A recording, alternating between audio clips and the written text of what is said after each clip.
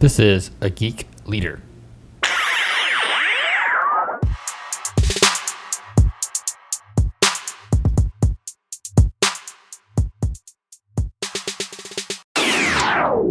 Welcome to episode 138 of Geek Leader. I'm your host, John Rauda, and today's episode is brought to you by Private Internet Access. And if you haven't used Private Internet Access, then you're probably not surfing the web securely. I use Private Internet Access whenever I'm connecting from my home to do anything, whenever I travel especially. I remember a couple of years ago, I went to a conference, and as soon as I connected to the hotel Wi-Fi, my endpoint protection was like pinging me that I was not secure, that I was getting attacked by different folks. So I immediately opened up Private Internet Access, connected to my VPN, and all that went away.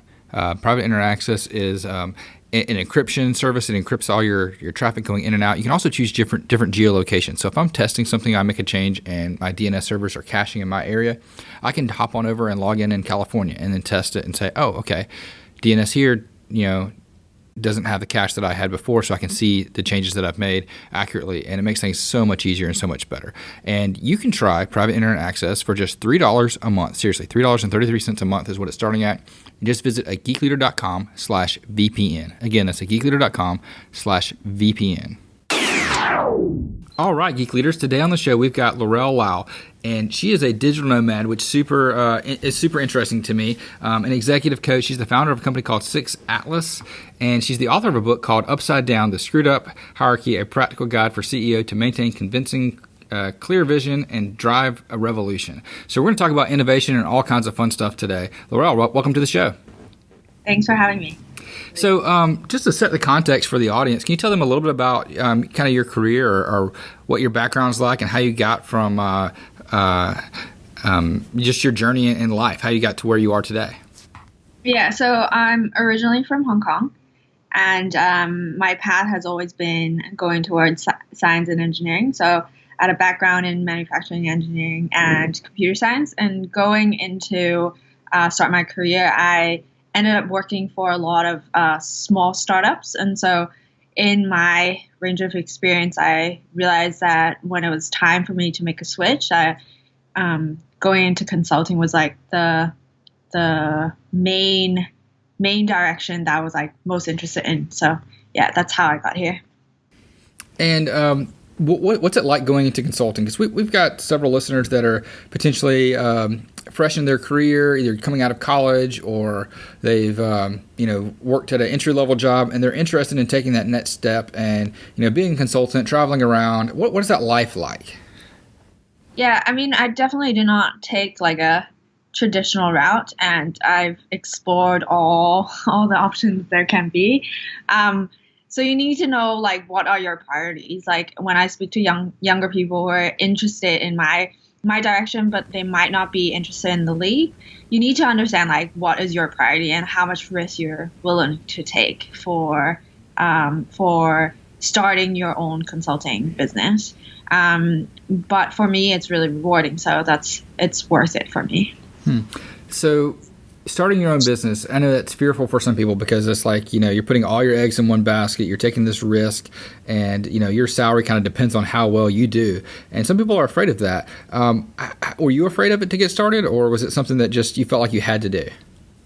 I knew like it was the right next step. Definitely it was like really scary for me to do it because there is no necessary like safety net, and you have to convince yourself you are the person to do it. Mm-hmm. Like, it's not that you can't convince yourself that there's like 100 more companies to do the job that you're going to do. You need to convince yourself of your unique skill set and also the credibility, right? And so it's not easy to take this path itself, but I've been able to get successful case studies for it. And so that's a really strong way of universe telling me, yes, this is okay. Like, we'll keep supporting you as much as you keep going forward and building momentum. So what's that journey been like? When you got your first client, was it like super exciting? Were you nervous? Were you, I know I started a startup many years ago, and when I got that first client, I was excited, but then I also got nervous thinking that maybe I'm not going to deliver. Maybe I'm not going to, I kind of had that imposter syndrome. Did you run into that? So definitely, like, I think doubts can come in the way, but I'm more of a person who thinks that, like, if I can understand a problem, like, I can solve it. If I can gather information on it, like, it can solve it. It's not that I'm working alone in my team. There's other consultants also supporting the project itself. And it would be impossible to do it alone. But like, you will utilize all the skill sets that you have, and you find the right people to work with. And I think that's really important. How I know if something's going to work is, like, if I can write a proposal and I feel confident about what I'm writing, then I can make it work. So when you're consulting and working as an executive coach, you talk about conscious leadership training. What are some advice that you have for people that want to become a better leader, especially in like the technology and innovation spaces? Yeah. I mean, people are so busy these days. Like, how do you actually have like a full understanding of a problem itself? Like, I've realized that oftentimes, like, culture gets stuck in a past time. So in a current project I'm working on, one of the main things I'm telling the execs and the CEOs is to change the story of how they talk about the company itself, so that we're not locked into a trauma, almost like a setback years ago. And for them, it was 15 years ago when the company transition was acquired at the time. And there was a lot of change going through at that time. But within that, there's always setback that comes through it. And so same as talking through your own personal story, that you can change the story and how it's going to look.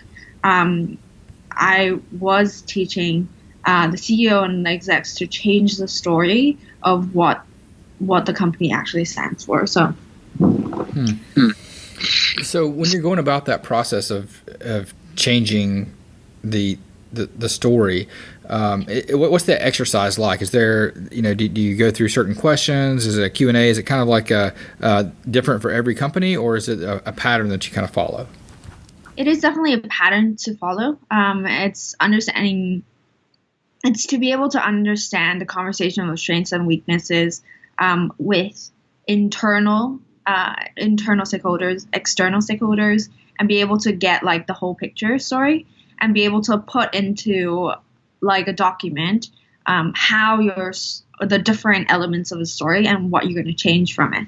But knowing your problem is not good enough, because you need to understand your aspirations, right? And so being able to understand that is something you can strive for. Organizational leaders need to be able to have that space in their life to even be able to perceive that. Because sometimes if I talk to a leader who, for example, if she has like a lot of healthcare issues, like within her own personal life, and she's leading a healthcare organization, for example, or an organization that has an element in wellness, like how is she able to have that space in her life if she hasn't managed the conflict, the personal conflict that the system has created in the first place, right? So you need to rise up and above the system to actually understanding the systemic change that you're going to create in the future. Okay, so what are some tips for, excuse me, let's say I'm a manager or leader of a development team or a technology team, and I want to improve my team's culture when it comes to innovation. I want to help them become more innovators. Because one of the things that I hate to hear is, we do it the way we've always done it. I hate that phrase. So how can I help develop that culture of innovation? Right. I think it's important to understand what is in place for the innovation system within an organization, because there must be a few different elements already applied, right? What are the metrics that's in place? And through that, also ask questions like what people feedback is. I think that's like a really good way of like starting to understand through more of a qualitative way. And there's other ways of being able to evaluate the innovation system when you start to do whether it be a survey, a way of evaluation, to be able to understand the next level that you're going towards. So that's how I would go about it. So I feel a bit just throwing things at you, and like you're just like, is this too much information of like? No, I'm trying to process it all, I guess. So if I'm working with my team and trying to set up what the vision's going to be, but maybe what if as a leader, I guess it has to come from the top down, right? Or does that come from the industry? Where would that vision kind of come from if I've never really set that strategy before? Yeah.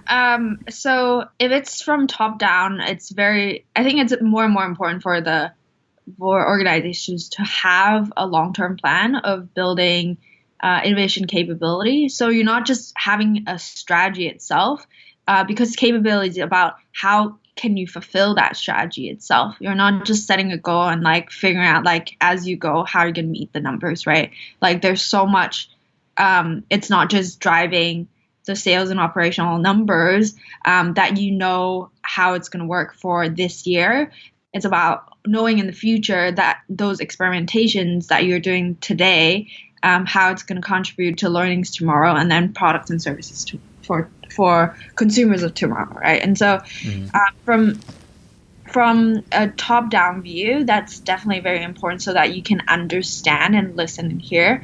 And then also you're getting people on board so that they feel they're part of the decision-making process. So you understand what are the blockages and opportunities to getting to the state of the organization of how it's being innovated, right? Yeah.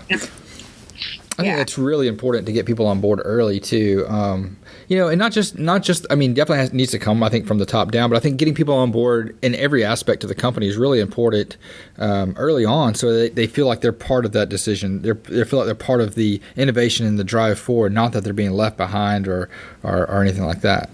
Right. Yeah. I mean, the kickoff definitely needs to come from top down, but like from even if you're a manager, even in your entry level, there are opportunities in the organizations of how to go about it. And if there isn't a path for you to do that, to be able to start those conversations and propose side projects that you can work on and see how you can get support from it. It's important to play the game and be able to understand like who you can get on board if you're really trying to be a little bit different and create a path for yourself within the organization. If it's not going to open up for you, like you need to still find that those opportunities, how you want to contribute to the industry itself, right? And how you want to contribute to your organization. It's not no one's going to hand off like opportunity to you if you're not going to ask for it in the first place.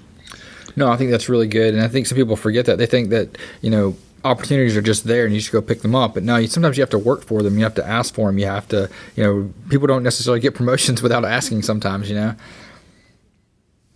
And I see people with setbacks and of not knowing how maybe they have a boss that they are not getting along with and they need to find a different opportunity within an organization. And in those situations where you are stuck just because maybe it's not the right fit for you, but it's the right organization. You need to find your own way of overcoming it.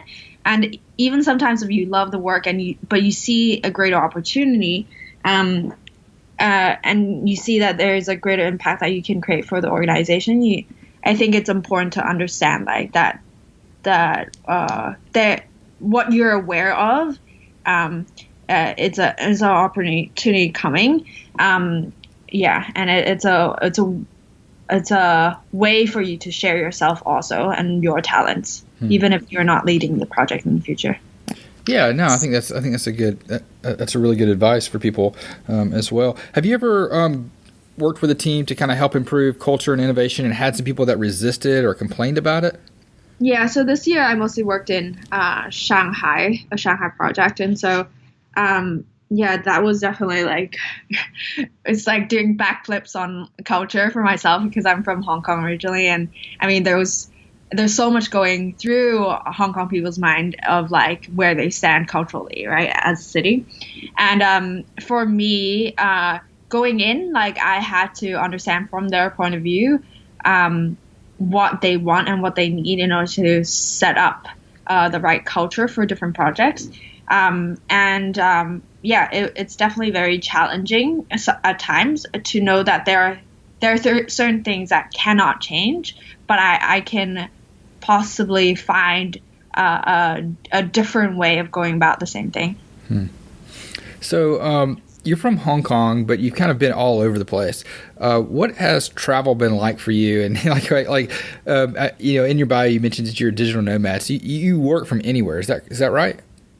Yeah, I basically just go where my client is, right? And so I go where the work is, and I can work from anywhere. And yeah, it's definitely a very different experience.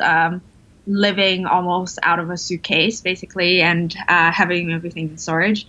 I know that there's more and more entrepreneurs doing that. I have a lot of friends who's also developed their businesses and been able to not have an office and just work from co-working places.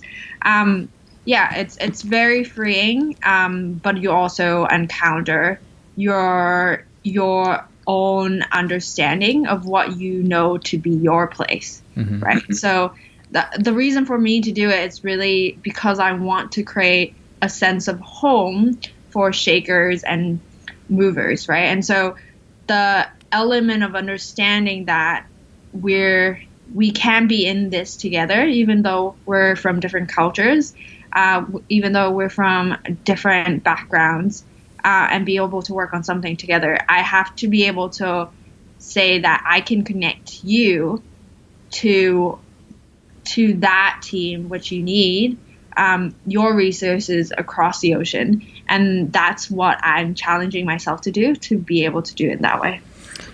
So going around to different cultures, I'm imagining you learned a lot about not just the cultures that you're in, but also yourself while you're there. What are some of the fascinating things that you've learned during this experience? That's definitely very interesting. I think there are certain cultures that are easier for me to adapt to and understand and collaborate with in my stage of career.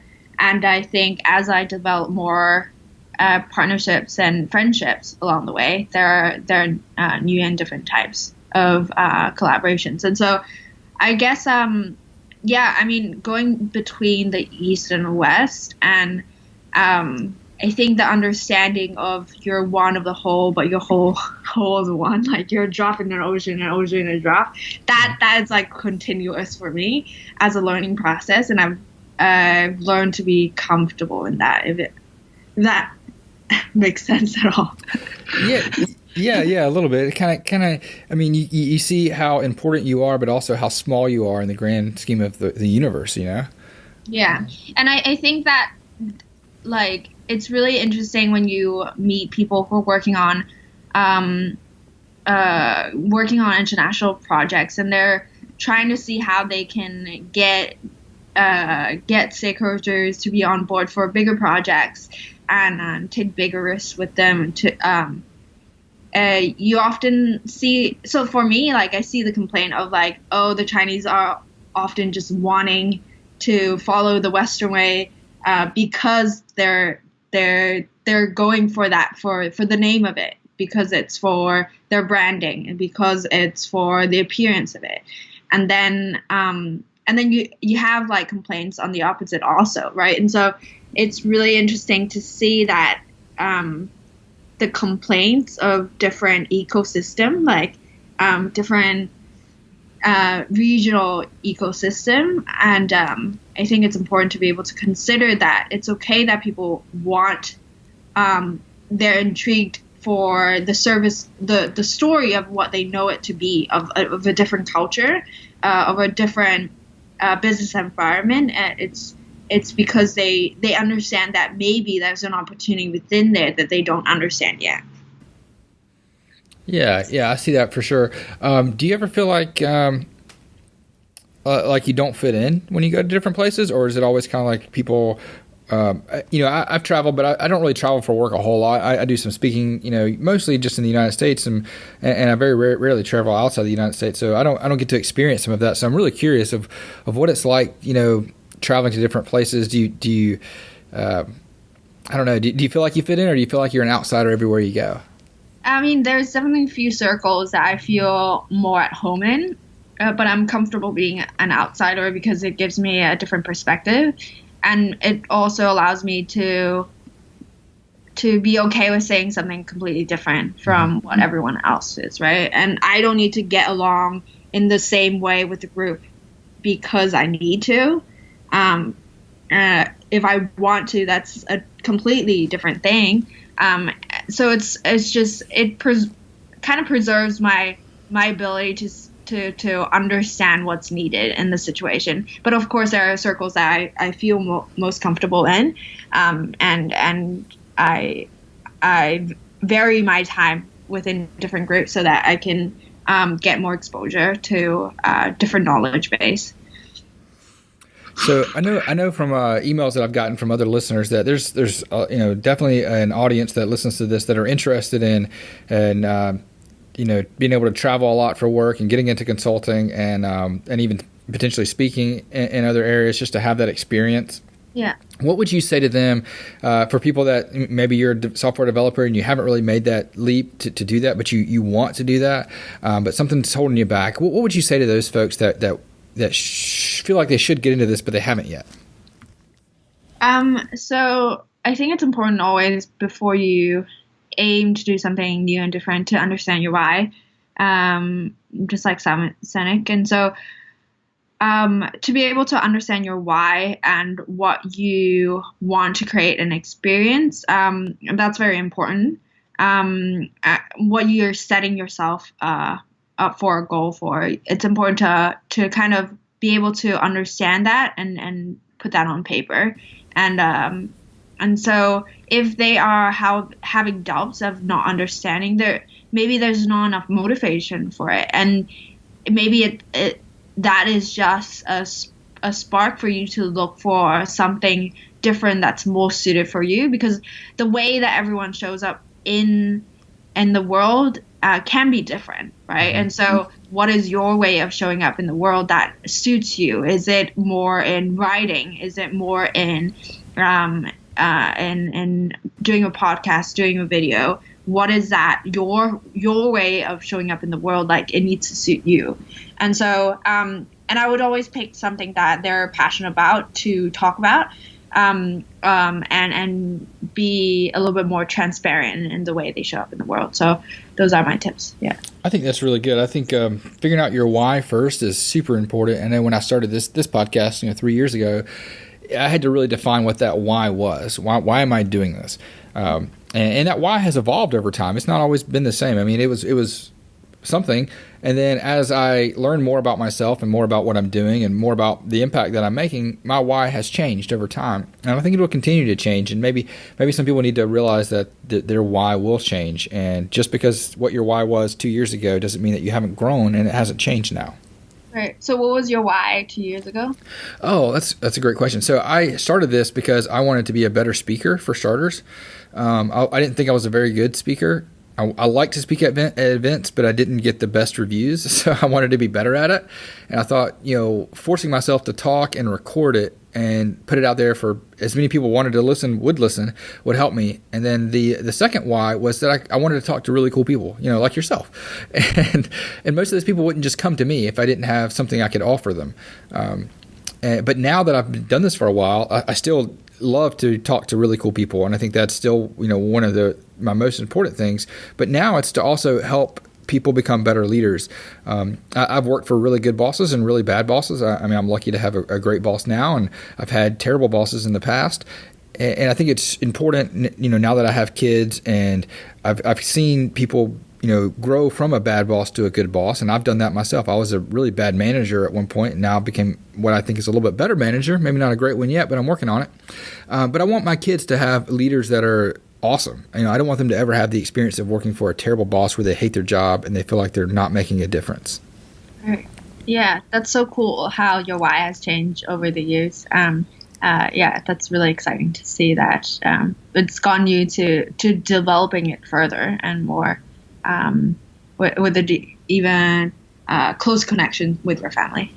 Yeah, and I think it's going to change even more. As I start to, connect more with audience members that are getting different things from the show. I've gotten some positive feedbacks about certain areas that I didn't even think was relevant. So I kind of gone in that direction a little bit more, and then realized that that is making an impact. Let's continue down that path, and let's keep talking to those type of people that are going to teach me something too, but also help my audience. So that's helped evolve my why as well. Yeah, yeah, that's great to hear. Has there ever been like any funny experiences from the podcast itself that you like always remember? Yeah, I mean, there's some really cool ones. So I had a little stretch where for some reason I got connected with several Navy SEALs at around the same time, and I had, I think, 3 on in a row. And it was, really interesting. But then someone thought for some reason that they had heard my podcast and they heard me interviewing Navy SEALs, and they thought that I was a Navy SEAL. Now, I'm not. I've never been in the military. I'm not extremely athletic either. I mean, I like to run to stay in shape, but that's about it. And someone confused me for being a Navy SEAL and introduced me as being a Navy SEAL at a conference. I'm like, no. So I thought that was kind of funny that they thought I was a Navy SEAL because of my podcast. Yeah, fun. No, I've talked to some really fun and interesting and cool people for sure. But I want to talk a little bit about your book. You wrote a book called Upside Down, and we mentioned it at the beginning of the show. But why did you put together that book, and kind of who's it for? Right. So I laid it out because I wanted to share what I've learned and develop the process and showcase how it can be done so that anyone who picks up the book can learn it.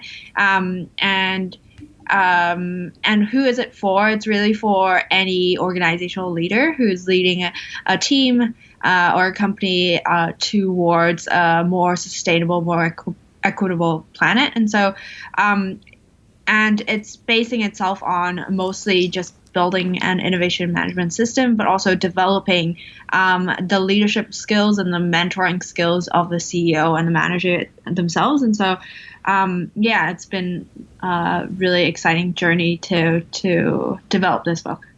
So I just pulled it up on Amazon. I see your #1 new release in engineering management. Congratulations. Thank you. So what was your why behind putting this all down on paper? Right. So, I mean, the why of the book is similar to the why of the company itself. And so it's definitely to be able to make a little bit more dent in the industry themselves. I have grown up and seen that the personal issues that people around me are coming from systemic issues of whether it be government, whether it be industries. And so I don't want to just stand so far away from where the problem is actually happening, even though I found solutions for myself of how to solve them in my own personal life. And this is on health. This is on just like having supervisors that might have different issues that I don't know how to solve for, right? So all these problems of like a millennial nomadic person, like trying to make a career for herself while understanding also my family's needs. Like it's important for me to understand my place in the world, and I see that by making practical changes in the industries that I'm passionate about. That is my way of giving back and understanding more of the world that's happening around me. Even when I'm the type of person is like if I read about something and I feel that I care, I do really want to like be able to support. This is just to help. So the company is there so that I can actually create a greater impact.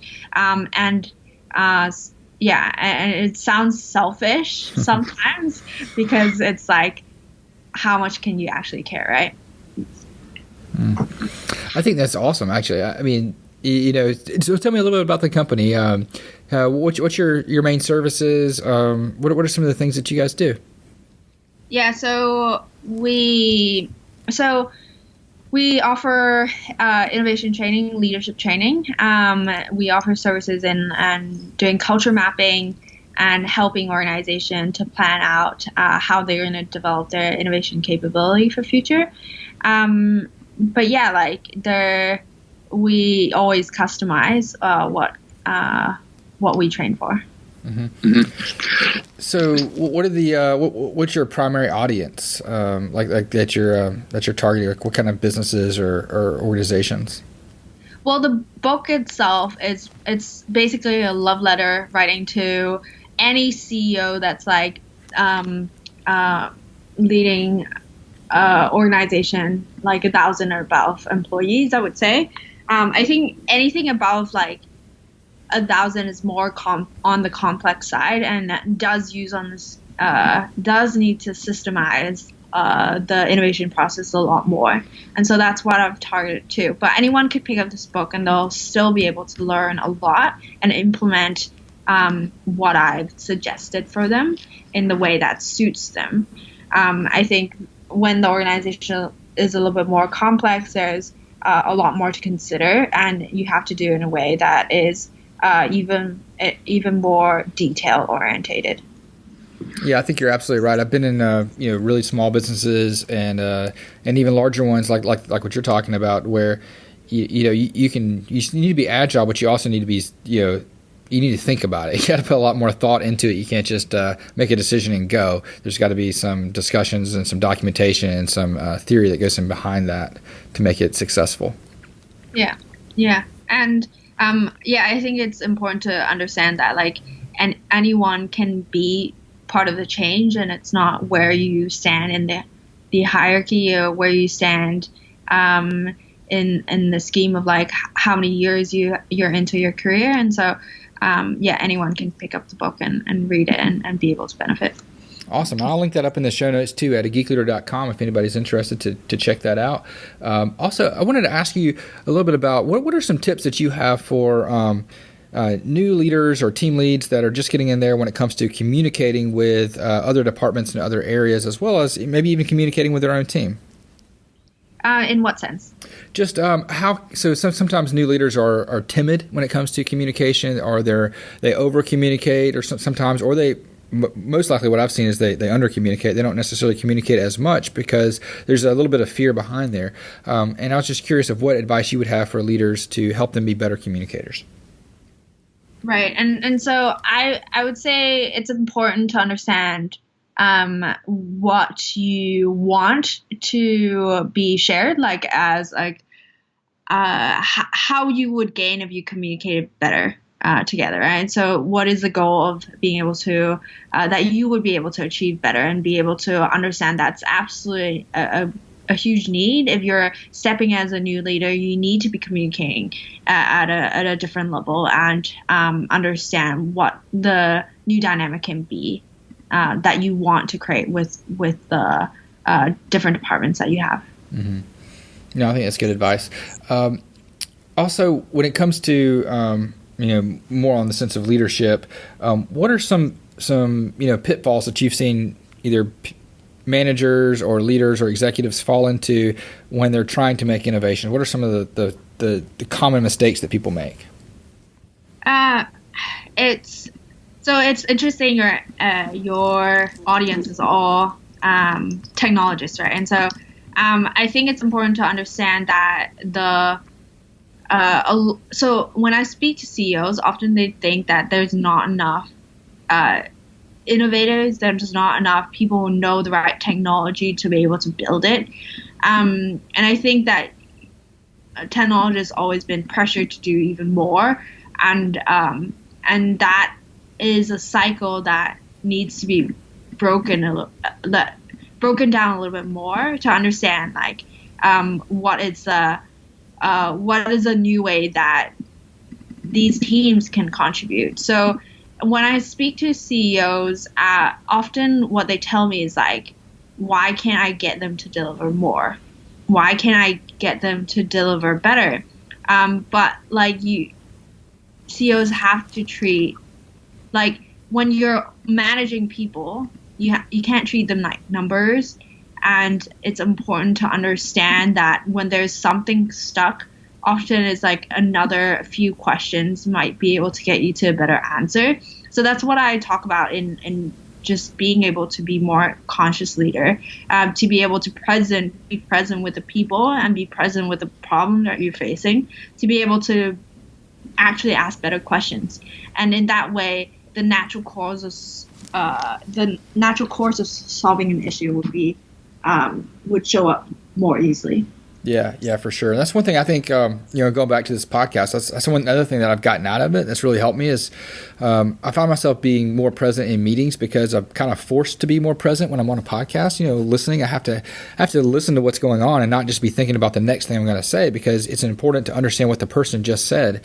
And I've kind of developed that skill, I think, a little bit more since I've been doing this. And I've found that carries over into meetings that I'm in with work. When I'm doing a one-on-one with someone, I'm more present in that situation. I think that's super important. Yeah. It's pretty amazing that you're really fluid in your conversation. So I think you've done a really good job. Oh, well, thank you. It hasn't always been like this. It's definitely gotten better. And it still has a long ways to go, for sure. I definitely want to get better at this because it's fun and I enjoy it. You definitely sound like you're having fun doing it. Well, thanks. So what other pieces of advice might you have for people as we're closing out the conversation? Right. I think it's really interesting for people who want to take the next step. Usually, I'm guessing people in your audience are really goal-orientated and have such a path in the industry that you can identify so many different opportunities that's possible for yourself. And so I think it's important to understand what is personally important for you so that you develop the priorities and you're building up your career long term that you're happy with, that you're not just making decisions based on dollar sign, right? And so, and I see that is a great opportunity for people in your audience to be able to think through where they actually want to head to, because oftentimes when you're in an organizational setting, it's easy to forget like your personal goals, because you spend so much time worrying about a bigger problem that you forget to have that personal time and be able to develop that for yourself. So being able to understand what it takes for you to have your personal growth is very important. So it's great that you're already listening to this podcast, which can take you further. Awesome. Well, thank you so much. How can people connect with you and find out more about you and Six Axis and the other things that you're working on? Yeah, so I will leave a link to a welcome page with you. So I'll send that to you, John, later. And they can go through that page and connect with me through. Awesome. I'll link that up in the show notes at geekleader.com, and anybody can find that there, as well as links to Upside Down, so you can check out that book. And it's been awesome. I really appreciate you coming on the show. I enjoyed the conversation. Yeah, that was really fun. Thank you.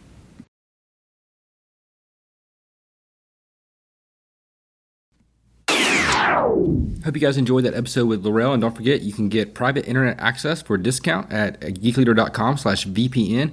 And if you did enjoy that episode and you want to find out more about Laurel, you can go to geekleader.com. There's show notes up there, also links to her website, the book. You can always check that out for sure. And don't forget to thank her on Twitter and leave me a message as well. I love to get tweets and information from the audience, so keep those coming. Greatly appreciate it. Thanks a lot.